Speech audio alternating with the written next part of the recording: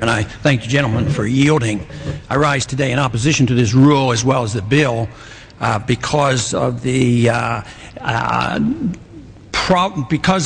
lack of need for this and the disgrace that this has brought upon us. Yesterday, for instance, the Federal Reserve met and they came out and they announced that they would create new money to the tune of $1.25 trillion.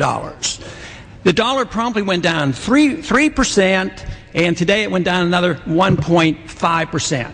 And today, we're going to come and, on emergency legislation, we're going to deal with $165 million of bonuses, which obviously shouldn't have never been given. But who's responsible for this? It's the Congress and the President who signed this. So this is a distraction. This is an outrage. So everybody can go home that voted for this bill and say, look, I am clamping down on this $165 million, but I don't care about the previous $5 trillion the Fed created and the $1.25 they created yesterday. Think of the loss in purchasing power in less than 24 hours. And we think that we can solve this problem. We first appropriate unconstitutionally $350 billion. We give it to the Treasury. We have no strings attached. And then you have an unintended consequence, so we express this outrage. And at the same time, what do?